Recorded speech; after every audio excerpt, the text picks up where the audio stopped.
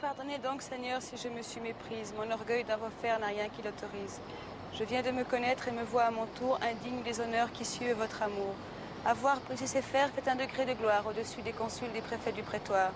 Et si de cet amour je n'ose être le prix, le respect m'en empêche et non plus le mépris. On m'avait dit pourtant que souvent la nature gardait en vos pareils sa première teinture, que ceux de nos Césars qui les ont écoutés ont tous souillé leur nom par quelque lâcheté, et que pour dérober l'Empire à cette honte, l'univers a besoin qu'un vrai héros y monte. C'est ce qui me faisait y souhaiter autant, mais à ce que j'apprends, ce souhait n'est pas bon. Laissons en faire au Dieu et faites-vous justice. C'est un cœur vraiment romain, dédaignez le caprice. Sans reines à l'envie vous prendront pour époux, Félix en eut bien trois et valait moins que vous. Madame, encore un coup, souffrez que je vous aime. Songez que dans ma main, j'ai le pouvoir suprême. Qu'entre Othon et Pison, mon suffrage incertain, suivant qu'il penchera, va faire un souverain. Je n'ai fait jusqu'ici qu'empêcher l'Hyménée qui, d'Othon avec vous, eût joint la destinée. J'aurais pu hasarder quelque chose de plus. Ne m'y contraignez point à force de refus. Quand vous cédez Othon, me souffrir en sa place, peut-être ce sera faire plus d'une grâce. Car de vous voir à lui, ne l'espérez jamais. Madame, enfin Galba s'accorde à vos souhaits. J'ai tant fait sur lui que dès cette journée, de vous avec Othon, il consent l'hyménée. Qu'en dites-vous, Seigneur? Pourrez-vous bien souffrir cette hymen que l'Acuste de sa part vient m'offrir? Le grand maître a parlé. Voudrez-vous l'en dédire, vous convoie après lui le premier de l'Empire? Dois-je me ravaler jusque à cet époux ou dois-je par votre ordre aspirer jusqu'à vous? Quelle énigme est ceci, madame? Sa grande âme me faisait tout à l'heure un présent de sa flamme. Il m'assurait qu'Othon jamais ne m'obtiendrait et disait à demi qu'un refus nous perdrait. Vous m'osez cependant assurer du contraire, et je ne sais pas bien quelle réponse y faire. Comme en de certains temps il fait bon s'expliquer, et en d'autres il vaut mieux ne s'y point embarquer. Grand ministre d'État, accordez-vous ensemble, et je pourrai vous dire après ce qu'il m'en semble.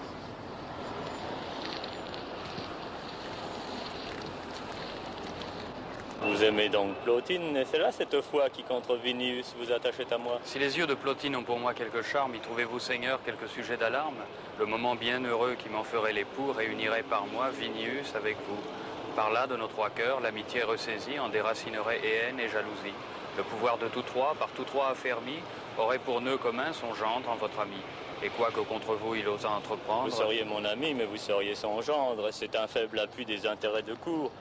Qu'une vieille amitié contre un nouvel amour, quoi que veuille exiger une femme adorée, la résistance est vaine ou de peu de durée.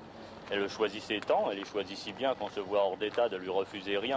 Vous-même, êtes-vous sûr que ce nœud la retienne d'ajouter s'il le faut votre perte à la mienne? N'apprenez que des cœurs séparés à regret trouvent de se rejoindre aisément le secret.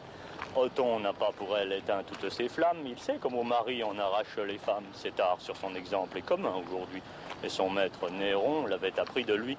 Après tout, je me trompe, ou près de cette belle... J'espère en Vinius, si je n'espère en elle, et l'offre pour Othon de lui donner ma voix, soudain en ma faveur emportera son choix. Quoi, vous nous donneriez vous-même Othon pour maître? Et quel autre dans Rome est plus digne de l'être? Ah, pour en être digne, il l'est, plus que tous, mais aussi pour tout dire, il en sait trop pour nous, il sait trop ménager ses vertus et ses vices. Il était sous Néron de toutes ses délices, et la Lusitanie a vu ce même Othon, gouverné en César et jugé en Caton. Tout favori dans Rome, tout maître en province, de lâche courtisan, il s'y montra grand prince. Et son âme ployant, attendant l'avenir, sait faire également sa cour et la tenir. Sous un tel souverain, nous sommes peu de choses. Son soin jamais sur nous tout à fait ne repose. Sa main seule départ ses libéralités. Son choix seul distribue états et dignités. Du timon qu'il embrasse, il se fait le seul guide, consulte et résout seul, écoute et seul décide. Et quoi que nos emplois puissent faire du bruit, sitôt qu'il nous veut perdre, un coup d'œil nous détruit. Voyez d'ailleurs, Galba, quel pouvoir il nous laisse, en quel poste sous lui nous a mis sa faiblesse. Nos ordres règlent tout. Nous donnons, retranchons, rien n'est exécuté dès que nous l'empêchons. Comme par un de nous, il faut que tout s'obtienne. Nous voyons notre cour plus grosse que la sienne. Et notre indépendance irait au dernier point si l'heureux Vinius ne la partageait point. Notre unique chagrin est qu'il nous la dispute. L'âge, mais cependant Galba près de sa chute. De peur qu'il nous entraîne, il faut un autre appui. Mais il le faut pour nous aussi faible que lui. Il nous en faut prendre un qui satisfait des titres. Nous laisse du pouvoir les suprêmes arbitres. Pison a l'âme simple et l'esprit abattu. S'il a grande naissance, il a peu de vertu. Non de cette vertu qui déteste le crime. Sa probité sévère et digne qu'on l'estime. Elle a tout ce qui fait un grand homme de bien. Mais en un souverain, c'est peu de choses ou rien. Il faut de la prudence, il faut de la lumière, il faut de la vigueur, adroite autant que fière, qui pénètre, éblouisse et sème des appas. Il faut mille vertus, enfin, qu'il n'aura pas. Lui-même, il nous priera d'avoir soin de l'Empire. On saura seulement ce qu'il nous plaira dire. Plus nous l'y tiendrons bas, plus il nous mettra haut. Et c'est là, justement, le maître qu'il nous faut. Mais Seigneur, sur le trône élever un tel homme, c'est mal servir l'État et faire opprobre à Rome. Et qu'importe à tous deux de Rome et de l'État, qu'importe qu'on leur voie au plus ou moins d'éclat. Faisons nos sûretés et moquons-nous du reste. Point de bien public s'il nous devient funeste. De notre grandeur seule, ayant des cœurs jaloux, ne vivons que pour nous et ne pensons qu'à nous. Je vous le dis encore, mettre Othon sur nos têtes, c'est nous livrer tous deux à d'horribles tempêtes. Si nous l'en voulons croire, il nous devra le tout. Mais de ce grand projet, s'il vient par nous à bout, Vinius en aura lui seul tout l'avantage. Comme il l'a proposé, ce sera son ouvrage. Et la mort ou l'exil ou les abaissements seront pour vous et moi ses vrais remerciements. Oui, notre sûreté veut que Pison domine. Obtenez-en pour moi qu'il m'assure Plotine, je vous promets pour lui mon suffrage à ce prix. La violence est juste après de tels mépris. Commençons à jouir par là de son empire et voyons s'il est homme à nous oser dédire. Quoi, votre amour toujours fera son capital des attraits de Plotine et du nœud conjugal? Eh bien, il faudra voir qui sera plus utile d'en croire. Mais voici la princesse Camille. Oui, alors attends. Hein, quand je te dis, moi, motore, hein, motore, ça tourne. Ouais. Alors qu'est-ce que j'en fais? Qu'est-ce qu'on en fait? Moi, je vais faire le malheur dans la poche. Ça suffit? Ouais, c'était bien. C'est pas mal, non? Ouais, Il bien. était pas mal. Tu sais qu'il était comédien. Qui, Jean-Marie? Jean-Marie, il était comédien, il faisait la cusse. Moi, je sais pas, tu comprends pas ça quand même. Putain, c'est pas qu'ils étaient prêts. Ah oui, ils sont prêts, mais Chef. c'est vous qui êtes pas prêts. Chef, oui. Wenn du sammelst bitte deine Schulklasse. Wenn wir Glück haben, drehen wir jetzt. Bertha, Bertha, le 18, le 18. sors de là. Oui, mais qu'est-ce que tu y fais? Ça, c'est moi qui ai fait tout ça. Non, j'ai mis des pommes de pin. C'est bien fait, ça a l'air vachement naturel. Surtout, ne sais pas, c'est magnifique. De là-bas, ça paraît magnifique. È una notte speciale questa di Fuori Orario, una notte che avevamo annunciato agli inizi di dicembre. Oggi è il compleanno di Jean-Marie Straub. Jean-Marie Straub compie 90 anni. Jean-Marie Straub che è morto appunto agli inizi di dicembre e a cui dedichiamo questa seconda notte intitolata Quando di nuovo la terra risplenderà per voi, dove il voi è dato anche a Daniel Lhuillier. Daniel Lhuillier e Jean-Marie Straub sono inseparabili nella vita quanto nel cinema e crediamo sia giunto il tempo di non chiamarli mai gli Straub come comunemente sono stati chiamati, ma Ullier Straub, perché quello che è stato il lavoro e il segno e l'importanza che ha lasciato Daniel nel cinema appunto di Ullier Straub è tanto quanto il segno lasciato da Jean-Marie, se non addirittura maggiore. Questa notte mandiamo in onda per la prima volta Othon, quello che Daniel Lhuillier considerava forse il film meglio riuscito della loro filmografia. Il titolo originale del film sarebbe Gli occhi non vogliono mai chiudersi o può darsi che un giorno Roma si permetterà di scegliere a sua volta, comunemente detto Othon dalla tragedia di Pierre Corneille. È il primo film girato a colori da Jean-Marie Straub e Daniel Lhuillier ed è soprattutto il primo film girato in Italia. Jean-Marie e Daniel arriveranno in Italia proprio per girare questo film, arriveranno a casa di Adriano Apra, che è il protagonista del film, interpreta Othon appunto, e da quel momento, è il 1969, si fermeranno a vivere in Italia finché Daniel non si ammalerà, fino al 2007. Questa che inizia con Othon è una delle più grandi avventure del cinema italiano, l'abbiamo detto tante volte negli anni, lo abbiamo detto anche la scorsa volta, Straub e Lhuillier, cineasti italiani, è non soltanto un titolo critico, ma è un'affermazione reale. Forse pochi cineasti italiani e non hanno raccontato l'Italia degli ultimi 50 anni come Jean-Marie e Daniel, raccontandola a modo loro, cioè sempre puntando sull'inattualità per narrare il presente. In questo senso Othon è un film eccezionale, un capolavoro girato sul Palatino, tra le rovine del Palatino, ma lasciando vedere interamente la Roma contemporanea del 1969, il Palazzo della FAO, per chi conosce la città, il suo traffico, il suo rumore. Automne, più di tanti altri film, mostra come il cinema, quando è veramente cinema, non conosce tempo, ma il passato, il presente e anche il futuro, che è già nel titolo del film, convivono condensati nello stesso spazio. Autunno è un film molto raro, difficilmente visto per motivi di produzione. La copia che mandiamo in onda non solo è stata supervisionata nel telecinema, il film fu girato in 16 mm e poi gonfiato in 35, non solo è stata supervisionata da Jean-Marie e Barbara Ulrich gli scorsi anni quando è stato trasferito in digitale, ha i sottotitoli in italiano fatti da Jean-Marie e Danielli insieme ad Adriano Pra più di 20 anni fa, quando Adriano era conservatore della Cineteca Nazionale, e hanno ristampato il film.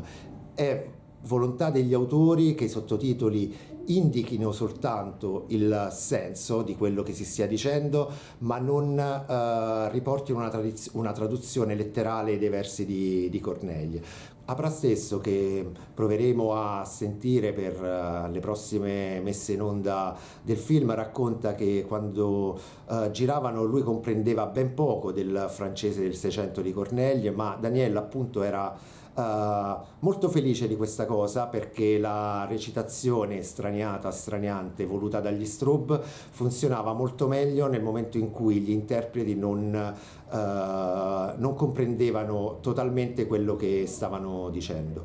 Ci saranno nella notte Fortini Cani, il film che abbiamo mandato tantissime volte, anche questo è un film eccezionale in cui Franco Fortini legge pezzi del proprio libro eccezionale, I Cani del Sinai, in cui polemizza con la sua comunità, la comunità ebraica, sul conflitto israelo-palestinese. A chiudere ci sarà invece la tavola rotonda di Locarno 2017, l'anno in cui Jean-Marie Straub riceve il Pardo d'Oro alla carriera. Autunno completa la messa in onda di tutte le opere di Jean-Marie Straub e Daniel Lhuillier a fuori orario. Siamo davvero felici e orgogliosi di aver negli anni reso visibile tutta l'opera di questi due straordinari cineasti, davvero tutta, comprese le versioni multiple di più film, le 2 versioni di Operai contadini, le 3 versioni di Corneille, Brecht, le 2 versioni di Un visito au Louvre. Anche qui abbiamo parlato più volte di che significa avere più versioni di uno stesso film, del senso che gli Straub e soltanto loro danno ad ogni singola ripresa, e come uno stesso film fatto con riprese diverse, chuck diversi, sia un altro film. E torneremo ancora sull'opera di Jean-Marie e Daniel. Tanti auguri a Jean-Marie per i suoi 90 anni, e a voi tutti buona visione.